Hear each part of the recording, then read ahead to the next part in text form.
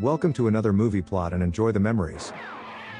We open with a man collecting a sample of a strange yellow liquid. The environmental protection agent follows a trail into the basement of somebody else's house where he finds a half-eaten corpse. Suddenly he's attacked and strangled to death off-screen before his body is shown steaming on the floor like a fresh turd. Speaking of turds, our protagonist Joshua is on a road trip with his younger brother Michael to try and cheer him up. This is the type of guy who pretends to be asleep at the wheel and salutes the sun so they almost have a header with some rednecks.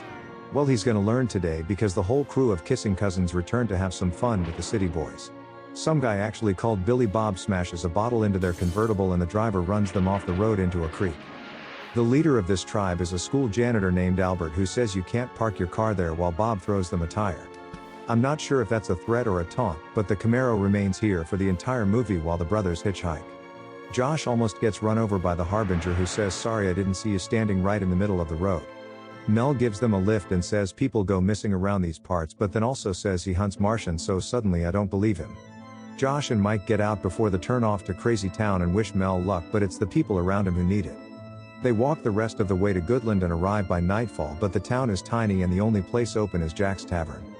A patron staggers across the road to drain the main vein but is attacked off screen and turned into a sidewalk steamer. The brothers hear screams and find the drunk guy dead, so while Mike rushes to get help, Josh rolls him over for some reason. In the bar they have another run-in with the Raby bunch who look like they spend their weekends making a pig squeal.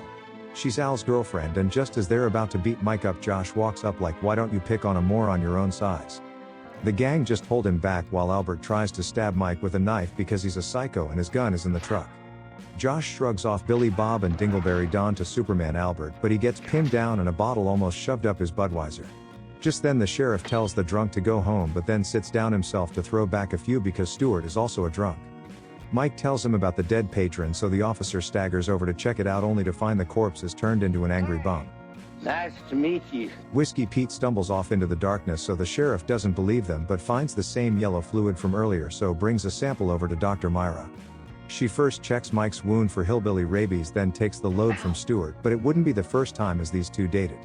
Myra dumps Stu when he started hitting the sauce, but for things that actually matter says that many of her patients have been missing appointments recently. Stewart don't care and just takes the brothers to a boarding house, which is the same place from the beginning with a dead man in the cellar. Mrs. Mapes doesn't seem like she would brutally murder people but gives Josh a crappy room for the night with a bed that isn't Posturepedic.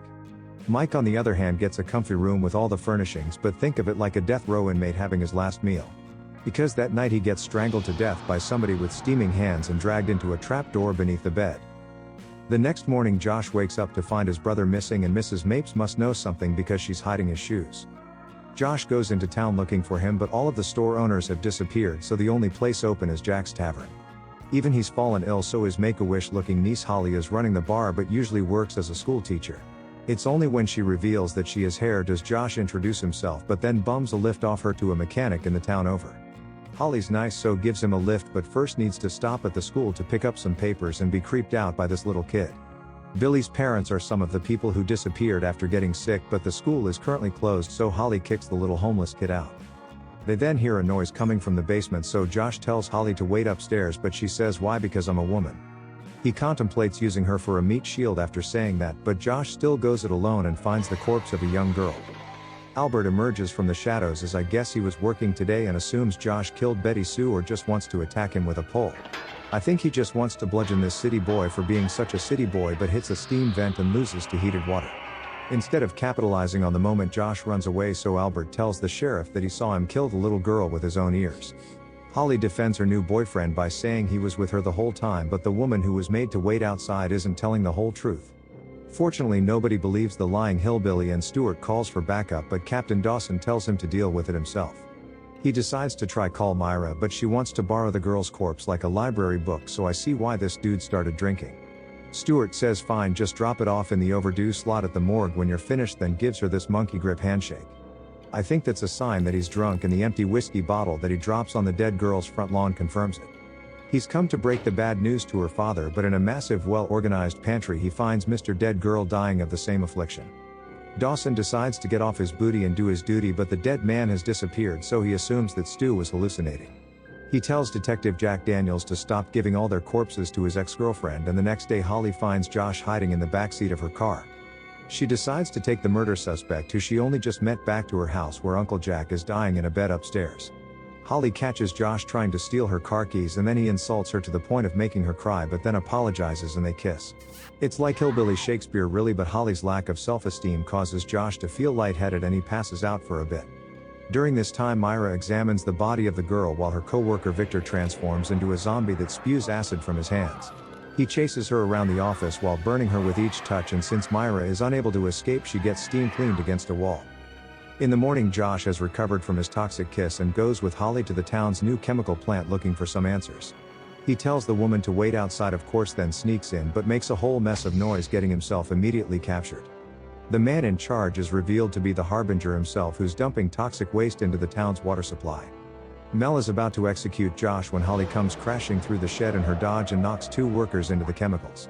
Josh leaps in the backseat and they escape unharmed while the clumsy Nell gets knocked into the chemicals by a hose like a right goofball.